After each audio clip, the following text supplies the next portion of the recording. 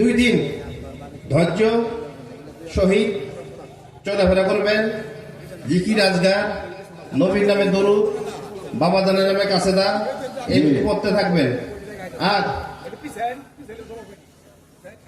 সব সময় ধৈর্য ধরার চেষ্টা করবেন।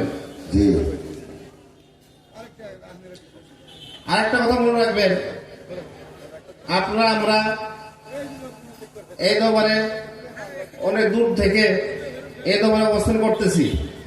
আমাদের মাথার তাজ হযরত খাজা গরিবী নওয়াজ বাবা জানো কিন্তু খাজা উসমানের মাজারে এইভাবে অবস্থানে করছেন উনি।